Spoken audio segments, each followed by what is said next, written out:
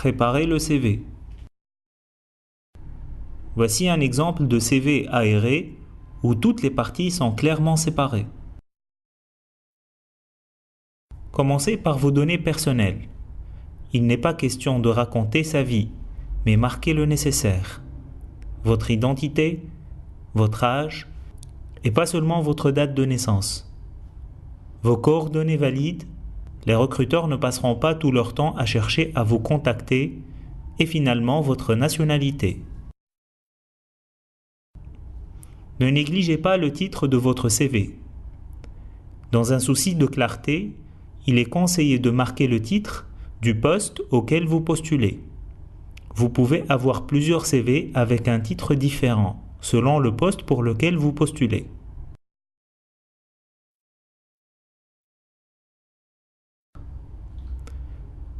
N'oubliez pas que votre CV doit être accrocheur. Soyez donc percutant en marquant dans quoi vous pouvez être utile à l'entreprise cible. Soignez donc votre accroche.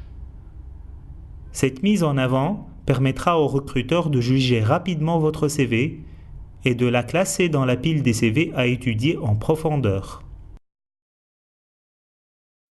Concernant la photo, il est conseillé de ne joindre à votre CV une photo que si cela a été spécifié dans la description du poste auquel vous postulez.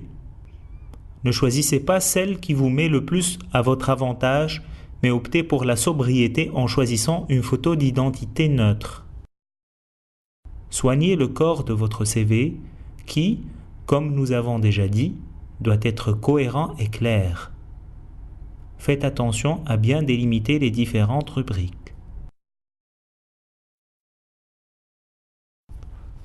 Choisissez le format de votre CV et appliquez-le à la section formation.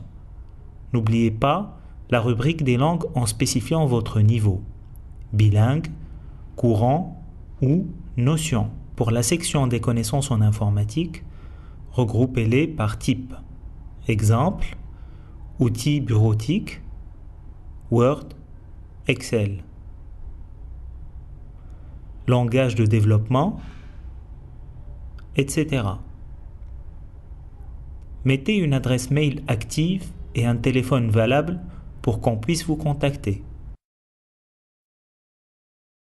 Nous arrivons à la rubrique des expériences. Respectez le même format choisi pour la section formation. Marquez l'entreprise dans laquelle vous avez travaillé, la durée et le titre du poste que vous avez occupé. Précisez vos responsabilités en étant concis et sans être présomptueux. Pour les compétences techniques, soyez vrai et honnête. Énumérez celles que vous maîtrisez vraiment et qui sont susceptibles de servir le poste auquel vous postulez. Finalement, il y a la rubrique des occupations extra-professionnelles. Ne soyez pas très vague. Optez pour des termes accrocheurs et évitez les termes trop génériques. Sport, voyage, etc. Pour exemple, au lieu de marquer sport ou activité sportive, marquez plutôt la nature du sport comme pratique de l'athlétisme de compétition ou natation ou encore tennis ou football. Soyez prêt à en parler lors de l'entretien d'embauche si on vous pose des questions. Si vous avez une activité associative, il est important de le mentionner.